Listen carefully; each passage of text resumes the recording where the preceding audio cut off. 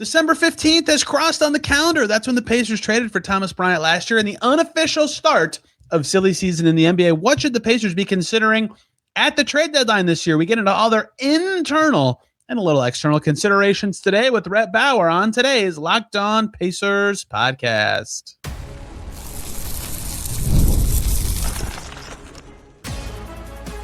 You are Locked On Pacers, your daily Indiana Pacers podcast. Part of the Locked On Podcast Network, your team every day.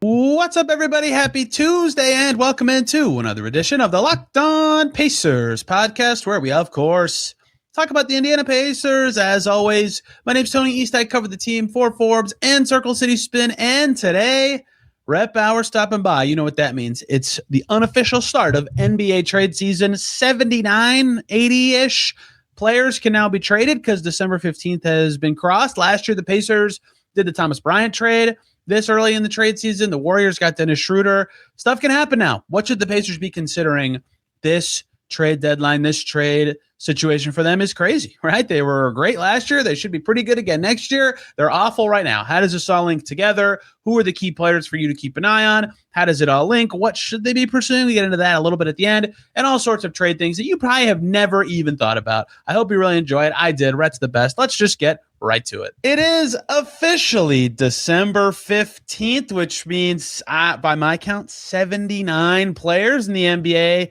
can now be traded who weren't eligible to be traded the day before. None of those players are Pacers players. The only Pacers player with a trade restriction is Isaiah Jackson on January 15th, but still, it's the unofficial start of trade season. Last year on this date, Dennis Schroeder went from the Nets to the Warriors, LOL. Thomas Bryant went from the Heat to the Pacers. That literally changed their season. Very rare that you see moves on the first day, but Chris Paul is possible, I suppose. Maybe some other teams do some stuff. Who knows? The Pacers did it last year. We have to start talking more about the trades and the trade deadline, and this is a goofy one for the Pacers, who I would understand if they were buyers, even though they suck, because the finals are coming potentially back into their plans after the season. They could be sellers for the same reason, because they suck and they're 6-20. They could do a lot of anything. It would all make logical sense to me. And I can't talk about something that's complicated alone. Rhett Bauer, who will be back probably around January 15th. And then again on February 8th. Rhett, hello. How are you? I am doing great. I am anxiously awaiting that Shams notification that we know for a fact is going to come through in about 20 minutes. Yeah, I'm a big scared to record on these days kind of guy. I like to do it at night, but when I have a guest, I'm not going to be like, hey, will you stay up till 1 a.m. so we can do this? So my wife and my children appreciate that. Yeah, we'll do it at 3 p.m. and hope for the best. And I don't expect the pay. Last year, Thomas Bryant got leaked 2 days before, right? It was very obvious that made sense to the Pacers and Heat. There's not any obvious the Pacers should do this right away level stuff this year. Today, I really want to focus on the Pacers. What I mean by that is I don't want to look at all the 29 other teams and be like, well, this guy could be somebody they get or that guy like that. There will be lots of time for that. We've talked about Gafford and Keon Ellis and Alvarado and all those reported names that have come out so far, but really from their side. And I mentioned their direction already, but there's two players that I think I will be bringing up the most between now and the trade deadline. Do you care to guess who they are? I think one of them you will obviously guess and one of them you will not.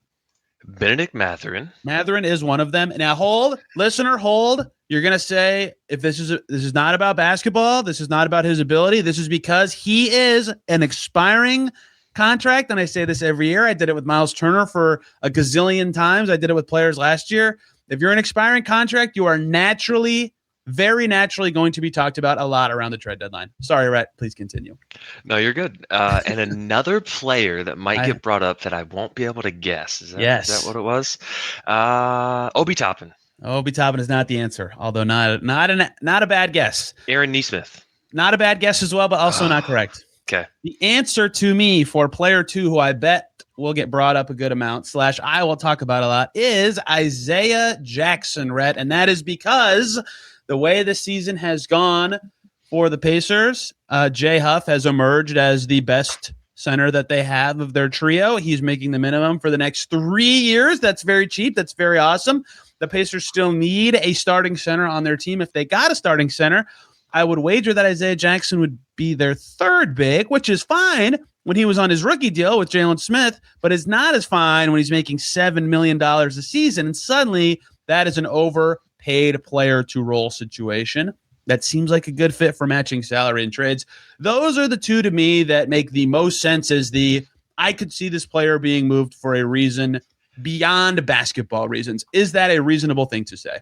Yes, Ijax was going to be my guess, but then I decided to go a little bit bigger salary just because the Pacers don't have very many of those. Yes. But yeah, no, it's one of those things where you look back at the contract that they gave him, and it's like $7 million a year for a guy coming off an Achilles injury. Like that might seem like an overpay, but if he was good, I don't think that would be that egregious. And the Pacers don't have very many salaries to trade, so it's actually might be helpful here in this case.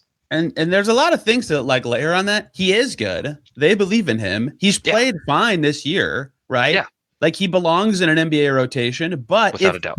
If he becomes this season, they could not trade for a center and then forget about it. If they trade for a center this season, he becomes the third center making $7 million. If you've listened to Locked On Pacers for years and years, or Rhett and I talk about this, I think every time we do something like this, I always say trade candidates are guys who are overpaid for their role, maybe more so than like just generically their salaries. But of course, the place to start is, I think, Ben Mathurin, because of what I said. His contract is expiring. He becomes a restricted free agent next year, so they're not trying to trade him to get ahead of necessarily him leaving for nothing. They could match any contract. He started the season incredibly well, a little wobbly of late, but I want to talk about that a little more tomorrow. But the reason you think about restricted guys and their contract expiring is usually that means they're on a rookie deal, which is super cheap. In this case, for Mathurin, he's making about 9.2 this year. And next year, he'll make way more, like $25 million plus per year. They're going to be within 20 to 25 million of the tax right now, pending what salaries they could get rid of. Their top pick is going to have a huge first-year salary. They have to pay actually maybe nobody else. So they might be able to make this all work. But if they get another center, that gets even tighter. So for him, it's not necessarily about that they could lose him. It's that do they want to pay him? And if they do, great. Then it's about who are they moving to keep Mathurin. But he is still the central figure of that trade deadline discussion to me. Well, and we just talked about it, overpaid for your role. So like, what is Bennedict Mathurin's role going to be moving forward? Because if he is making $25 million a year, is he starting? Because we have a team, like assuming they get some sort of starting center, that probably should be Haliburton, Nembhard, Nesmith, Siakam, and whoever that starting center is. I don't think we've seen enough from Mathurin to justify putting him in there. So now you've got $25 million coming off the bench. Like he's probably like that. That's not a bad role for him, and the team does need somebody to do that. But we just talked about it, overpaid for his role. So you could instead, use that now, let somebody else be the one to hold his restricted rights and, sort of rebalance your roster. Because that was the thing I mentioned to you when you said like, hey, do you want to talk about this? I said, yeah, we still don't have clarity on the 2-3 on the 2-3 rotation other than going off of what we know, which is that Nesmith and Nembhard are awesome. Shepherd is decent in the playoffs and has kind of struggled this year. And then Mathurin is what it is, but you can't pay all of those guys like the equivalent of $60 million a year. Yes, they were very lucky for a while that Nembhard was underpaid on his first deal. Nesmith was underpaid on his rookie extension, which he's still on. A lot of guys made this all possible, but the combination of one, eventually you pay those guys the right amount, and two, Miles Turner leaving and really being like, oh, they aren't paying enough towards this one position has kind of changed how you calibrate what salary should be paid to what role. So this is not to say they cannot afford Ben Mathurin. I've gone over this many times. They absolutely can. If they want to keep him, great, easy peasy, no problem. If they don't care about blowing past whatever apron number or tax number, like forget this. It doesn't matter. But history says that they probably will at least be somewhat budget conscious. So I think to make this about basketball, because something the Pacers are good at and something that I think fans need to be better at, quite frankly, in observing the NBA and enjoying the NBA, is the basketball defines the trades. And so Mathurin has been better this year. He just has, right? His true shooting percentage, a career high. He's making threes. His assist rate is 3% up. He's had a nice pass or two literally every game, taking on some tougher defensive assignments. This is all stuff they've asked him to do. Of late, not as much of that stuff. Like I would like to see him kind of surge back to what he was showing early in the season or right after he returned from injury. And I think he will. Ben Mathurin's a very good player. But that inconsistency, I think, would make them say, well, dang, we still don't have an answer for how we feel about who should be our 2, 3, 4s of the future on this team. And Ben Mathurin's very good. I'm not saying they should just give him away. And the other question I would have about Ben Mathurin, given his season so far being as good as it's been, is what do other teams view him as, right? It's probably still about the same as what he was viewed at in the offseason. If you ask me, maybe it's a smidge higher. But the reason I say his value might be around the same is, sure, he might be playing better and be believed as a better player, but the team that gets him would be getting the same thing I talked about of they have to pay him in the summer, and the time they would have him before that is shorter now. The season has gone on for almost 2 months. So those are competing value adds or whatever for a team at the moment. So I don't know what to make of how his value has changed for the Pacers at all, besides that I think he's playing better, which for the team that has him, that's a good thing. So I say all this to say I personally am not like going out there right now as the Pacers. I'm not like, give me a Mathurin offer 29 other teams. I'm not doing that. But I am still considering if there's a really good player or the center of the future or the right pick package, if that is available to me as the Pacers for him, I am certainly taking the calls and thinking about it, even though, again, he has been much better this season, I think. Yeah, which is good for his trade value in the same way that you talk about all the reasons why a Pacers would want to trade for a player are the reasons why a team would want to keep the player. Mathurin yes. doing better this year from the 3-point line and taking more of his shots from the 3-point line and taking less of his shots from the 3 to 10 and 10 to 16 area. Like those are all great. Like his shot profile has gone rim to 3 in a way that is fantastic and Excellent. should make like that is what you want to see when he's playing with somebody like Tyrese Haliburton is if you can shoot 40% from 3 and like attack the rim and continue to draw free throws at just an absurd rate, that is useful. Great. Yes, on any team. Yes, and his usage actually hasn't changed that much, which I find just fascinating, and that's really really neat to see because he's doing a lot of the things that we kind of wanted to see him do. It's not ISO ball, it's not Mathurin ball. He's making a lot of great stuff, but that is also why it's valuable for another team. And you're exactly right in that the calculus has to be the rebalancing of the roster more than just about anything else. This is not anti-Ben Mathurin. It is pro future Pacers roster where you have a vacancy at the starting center spot, and whether, like you said, it's a pick space package which can supplement whatever else you want to do, or just a direct like trade for some other rookie on a rookie contract or another center on a rookie contract. Maybe that's what it is, but you have to think about it in those terms because the team just is unbalanced. The dream, another center on a rookie contract who's already good. Right. That's right. Unfortunately, those are quite hard to get. Those are pretty valuable things. So to bow on this first thing, I would personally say if I'm the Pacers, my value of Ben Mathurin to me has gone up. Yes. Right.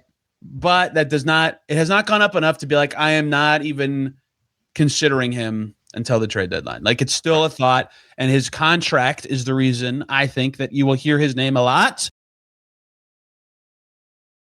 Everybody, quick breaks. We could talk about FanDuel. NFL Sundays move fast. One big play, suddenly everything feels different. That is what makes live betting with FanDuel so exciting. You're not just watching the game, you're reacting to it in real time. With FanDuel, you can place bets as the action unfolds. Every drive, every momentum swing, every highlight moment. Live betting is the best when the game starts to shift, the receiver gets hot, the defense tightens up, or the momentum flips after a turnover. FanDuel lets you jump into the moment. Live spreads and money lines adjust instantly. Player props update as guys heat up. You can bet next touchdown scores, drive results, totals, and more. It keeps you locked into every snap, every drive, and every possibility. So if you'd be right in the middle of the action this season, visit FanDuel.com and place your NFL live bets all season long. FanDuel, the game moves fast, and so can you. That's where I want to go next, actually, is you're going to see probably a lot of stupid speculation and reports about like, oh, could the Pacers trade away Aaron Nesmith or Obi Toppin, all these guys? Like, being sellers is pointless for them. They're going to be good next year. Like, it doesn't make any sense for them to be like, well, we stink. We should trade away stuff for picks. Why? Why? You need good players now. You have Pascal Siakam and Tyrese Haliburton now. You need the good players now. They should not do that unless they get an insanely high offer for those players, and that's true every year, right? Yes. I know it's coming because people just look at the standings and go, ooh, who's available? Last year, remember that Warriors Aaron Nesmith nonsense? And it was like, oh, he'd be great for the Warriors. He's on a cheap contract, and he's a really good shooter and defender. I'm like, yeah, he'd be good for the Pacers for that reason too. This is stupid. Unless it's a blow-you-away offer, They're good players who were in their playoff rotation last year. Selling them off is dumb to me. It's dumb. Yes, they are not sellers. They are buyers for the 2026-27 season. Yes. Like that's what's happening. And again, no matter what, if it is an Obi Toppin report or if it is an Aaron Nesmith report, which I don't know how in the world that would make any sense, but if it rebalances the roster, Pacers are willing to trade Obi Toppin for starting center of the future. Okay, great. They're not selling off Obi Toppin. Aggregation season. We're here. It's going to be so annoying. Okay, thing two I want to get to, this is sort of, I did the Isaiah Jackson thing. I think I already explained that. Maybe I'll get into that a little bit. But he does represent the other thing that's going to be interesting to me this year for the Pacers is their top two players make $45.5 million. Their third highest player makes $18 million. So there are a lot of good players that make sense for the Pacers to acquire because they're good and the Pacers are good. All right. The problem is good players are paid a lot. And so it's really, really hard for the Pacers to I'm going to use Bam as an example because he's an awesome fit. I don't think Bam's available at all anyway, but Bam's at like 39 this year, and then it jumps up to like 54 when his extension starts or something like that. Like for the Pacers to trade for Bam and stay under their first apron hard cap at $195 million, like they have to send out like $31 million. That's like at least 2 or 3 rotation players, right? That's fine if it's the right guys. I'm not saying that's a bad thing, but that's another thing to keep in mind is it might be awesome to hear about all these really good players who are available and, they fit the Pacers really well. It's going to be hard for them to get them without doing some significant amount of rotation gutting. Now, that would have been great if some of their young guys had emerged this year in a way that could have stepped into those roles, but that hasn't happened. So that is 2 problems in one for a lot of the potentially high salary available players this year.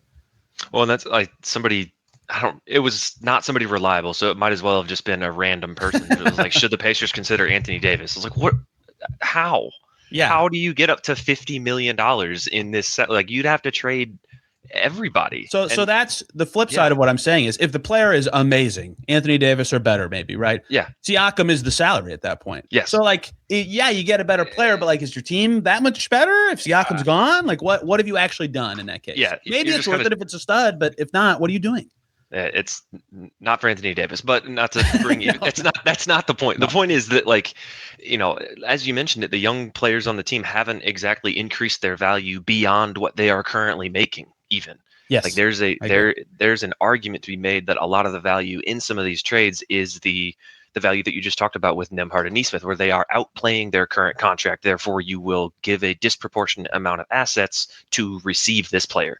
Yes. That is not happening with anybody on the Pacers that the Pacers would actually, be interested in trading rather than, just like the Nesmith, Obi Toppin and above level player that's obviously foundational.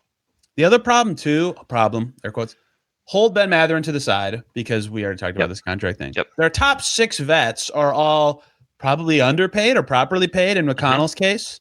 In terms of Haliburton, Siakam, Nembhard, Toppin, Nesmith, and McConnell. Even if you'd say Toppin and McConnell are slight overpays or properly paid or whatever, I've made the same case for years. They fit the Pacers better with how they play than any other team. So their value to the Pacers is correct contractually. It might not be for other teams. So if you're trading somebody who's underpaid away, you're actually losing the value of that contract too. Yes. It's just a lot of tricky contract considerations for this team at the moment. And that's why I think Isaiah Jackson is so interesting because his deal would be so outsized and seems like a great, great, great candidate. If they trade for their center of the future this year, Isaiah Jackson being in that trade makes like an insane amount of sense to me. And even if he's not, then trading him in a different trade makes a lot of sense to me. Yes. Well, especially because I think the entire NBA saw what we saw a couple years ago against Boston, where it was like Isaiah Jackson guarding on the perimeter is like good with Jason Tatum. It was like good. And so, having that as a change of pace, and it seems like, the league is sort of trending in a big sort of, wreck the boards type of thing. And maybe Isaiah Jackson isn't exactly that. But as far as a change of pace big or a backup just to come in for 15 minutes in a playoff series, like that is useful to have. And he's not making an insane amount to provide that. So I think there would be suitors out there. It just so happens that right now the Pacers can't really trade Isaiah Jackson out without getting a center back, and there would have to be some other things to happen in order for the amount of suitors to open up for somebody that might want Isaiah Jackson. Yes. I think that all makes sense. And the playoffs are like what gets you paid, right? We've known this about the NBA for forever. Like what happened last year. No, with Thomas Bryant was great for the Pacers in a lot of closeout games and the regular season, but there was a lot of wobbly moments against Cleveland, New York, and OKC. And in 2 of those 3 series, they were like, yep, Tony Bradley's a better choice. And guess who they kept? 2 years ago, same thing in the playoffs. Jalen Smith, great regular season, was not playing well at all. They benched him against Milwaukee and went small. They can't go small against the Knicks. He's not playing well. They go right to Isaiah Jackson, who was good in that series and, like you said, effective against Boston. Guess which one of those 2 guys was on the team the following season? Granted, one was a free agent, one was not. But, like, this is how the decision has been. And we've seen Isaiah have, granted, it was only 1, but he had a good postseason or an effective postseason for his level. So that certainly coming off an Achilles, I would wonder what his trade value is. It's not positive. I don't think it's positive. But if somebody would at least be like, yes, we'll take that contract or something to that effect. Yeah, I mean, it's hard to say somebody making $7 million has negative trade value because that is such a small amount of money. They have to suck like Zeke Naji. Like, right, that was the name I was going to use. Like it's like if Denver didn't have J-Val and they could just trade Zeke Naji for Isaiah Jackson, they'd be thrilled. They'd do it immediately. But no, it is such a strange. There's so many things that are connected together, and part of it is like Jarris makes 6.6, so it's like, oh, just use Jarris instead of Ajax. Well, Jarris's trade value right now isn't exactly something that you would want to put him in there, and you kind of hope that maybe he comes back next year and can actually be impactful with Tyrese Haliburton because he has not done anything to help that. So, like, are you just throwing your recent lottery pick in there as salary matching instead of Isaiah Jackson? I don't know. Genius. Yeah. It's tough. It is all tough. One more break, everybody. Got to tell you about 2 awesome groups of people. First up is Skims, who have underwear for men, and they are awesome. I have 5 pairs of them now. People have been talking about Skims Comfort for years, but guys stick with what they've been buying since college for a long time. The same fits, the same waistbands that roll, a whole lot of that kind of settling. Skims Men's will change that one upgrade. It'll be obvious why everybody, including me, has been talking about it. I've tried many of their styles now. I get the hype immediately. They feel really good. They fit right. They stay put. There's no slipping, no sagging, no adjusting. Great underwear that makes you feel confident and comfortable. The stretch 3-inch boxer brief, the stretch 5-inch, both are fantastic. The fit and the fabric, soft and supportive. They don't ride up. They don't lose their shape, and they hit exactly where they're supposed to on the thigh. Whether you're thinking of traveling, working out, or just hanging out at home, they feel better than anything you've worn before. If you don't expect underwear to be a game changer, Skims will change that for you. Shop Skims Men's now at skims.com. When you place your order, choose podcast in the post-purchase survey. Select the show from the drop-down menu to let them know we sent you. Plus, the Skims Holiday Shop is open.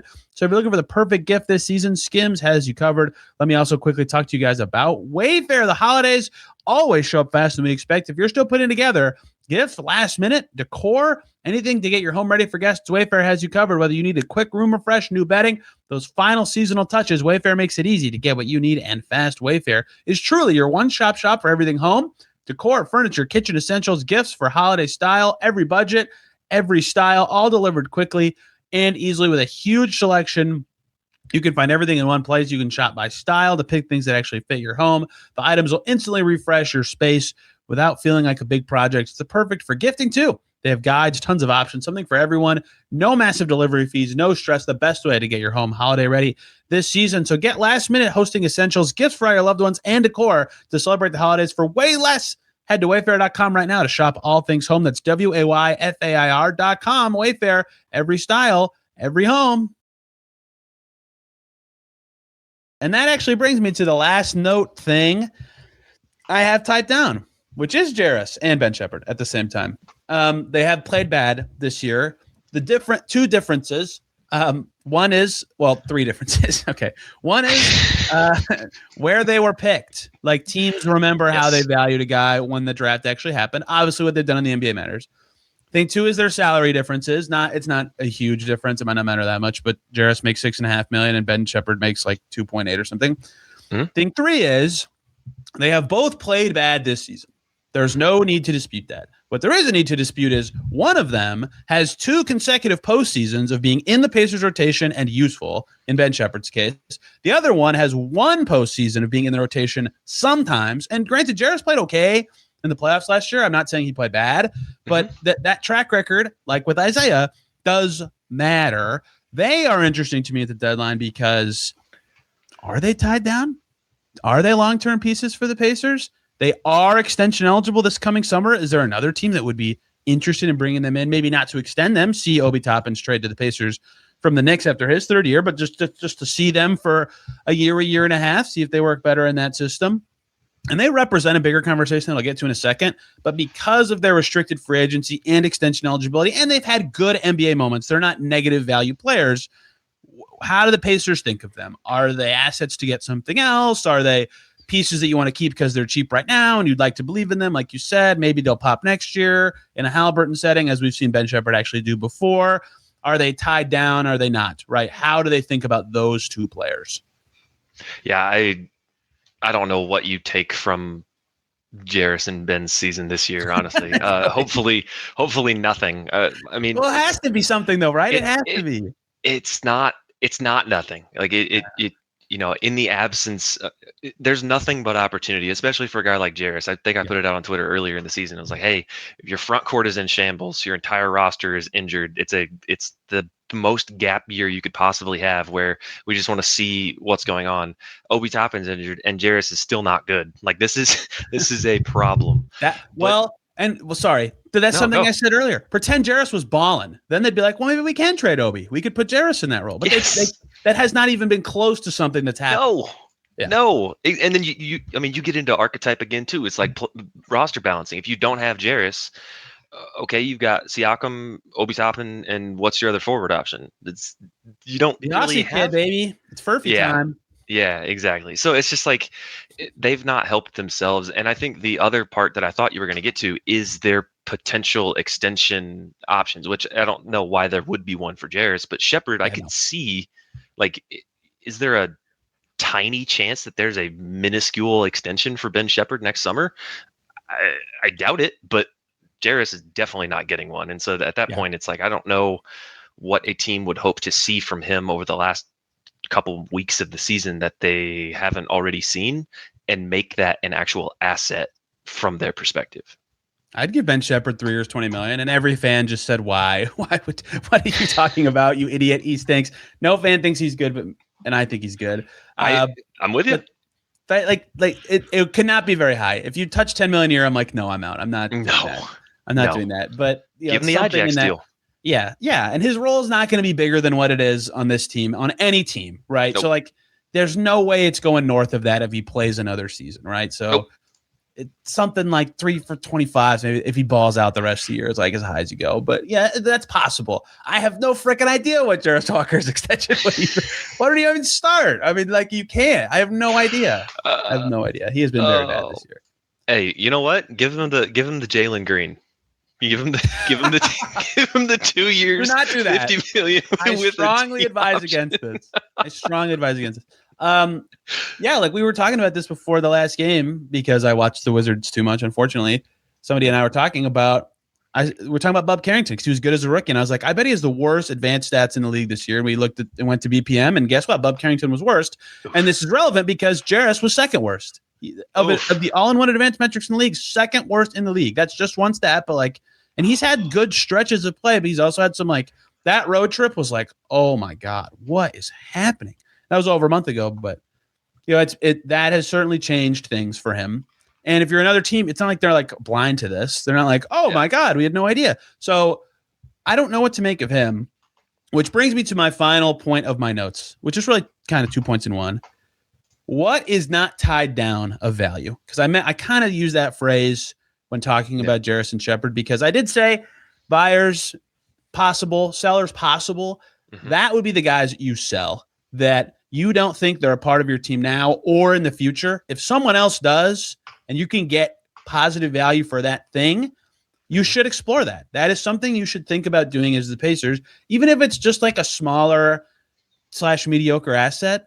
Go for it, right? Do that, and then you use that to get something that might be a part of your team, whether that's a future draft pick when you're expensive because you have to pay your really high draft pick this year, or maybe Jarris Pops, maybe you pay Shepherd, or upcoming extension for Haliburton that's the Pacers will hope is certainly going to be a thing, or, paying top at his next deal, or whatever. Any sort of reason they get more expensive, they're going to want a good, cheap rookie player, or a cheap young salary, or something like that.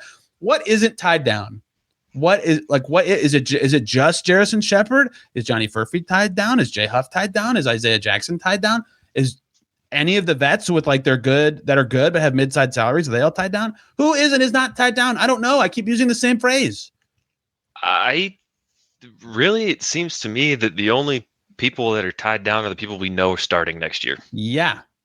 You do not have TJ McConnell tied down.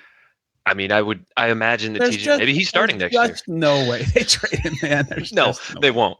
I get what you're saying. Exclude TJ, but the concept of basically I don't know that Obi's tied down. I don't know that Mathurin's tied down. And then everybody else underneath that is that is the trade package, right? Any trade machine that a Pacers fan, it's starting with Obi or Ben or Ijax. That is what it is. And I think that that's the reality of where the Pacers are as a roster, but also that's the only way to make something happen is that they can't be tied down because they're the only mechanism to do anything. That is a great point. I should point out, by the way, that Garrison Matthews is ineligible for your trade machine excursions this season due to his late signing with the team. So keep him away from anything you're touching. And Tony Bradley, kind of hold him TBD off to the side because his contract is non-guaranteed. We'll see what even matters with a minimum salary third center, if that's even somebody we're talking about. We've basically touched on every other player to some extent. So my last note I have is related to all this tied downiness of what we just did, which is the combined outgoing salary of Isaiah Jackson, Ben Mathurin, Jarris Walker, and Ben Shepherd is $26 million. If you throw in Obi, you get to 40. Mm-hmm. I would say if they're going to trade for a good player this year, some combination of that quintet would probably be it. I didn't even put Obi in my notes originally. I guess what you're saying is probably true, but hey, remember, we were all talking before the season, maybe he's their best center. Maybe we think differently about center if he was healthy this year. So it's $26 million without him. Mm-hmm.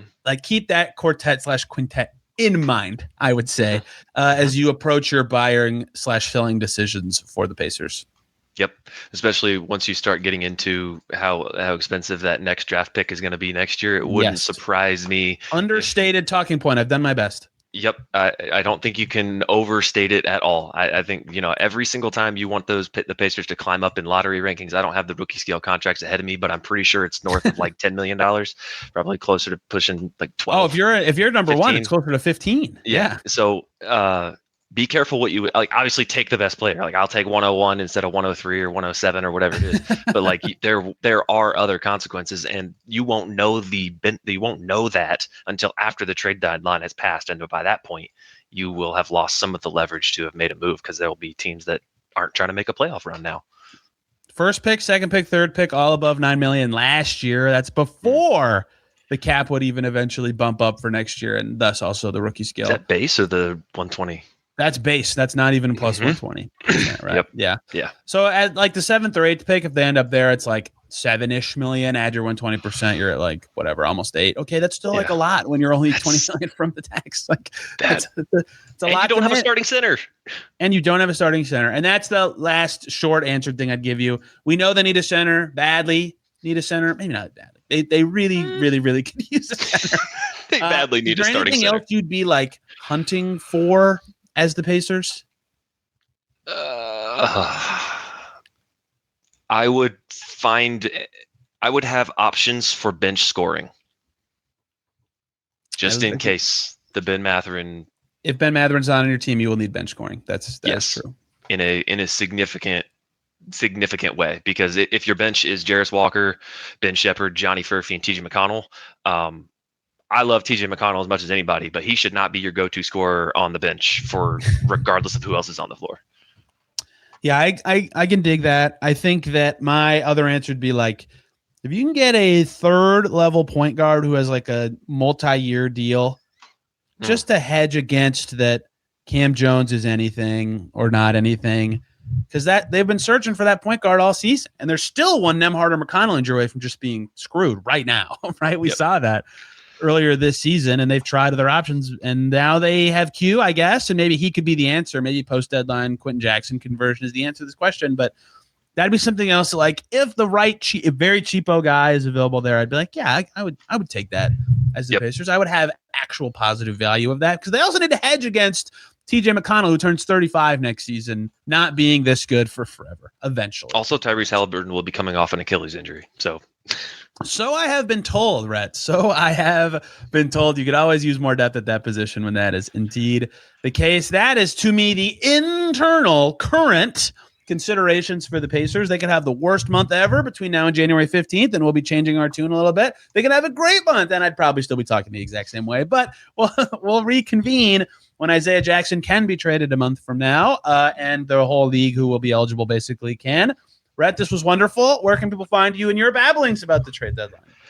You can just find me on Twitter or on X at Rhett_Bauer.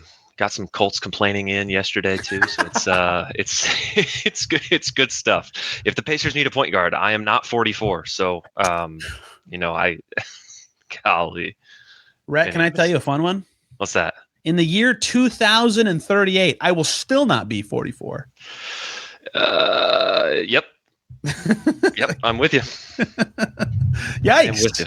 Yeah. And he almost won them a game. How cool. Goodness gracious. I think this is such a fascinating story. It's not, I made it a Pacers thing with Derek Schultz. I can't make it a Pacers thing again. So we will drop Phillip Rivers off to the side right there.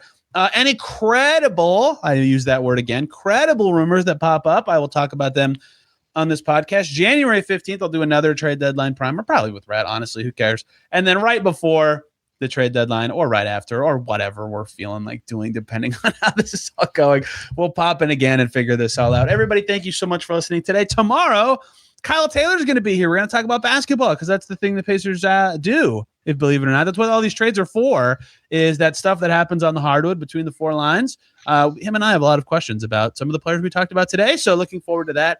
Thank you all so much for listening. Rhett, thank you so much for the time. See y'all very soon.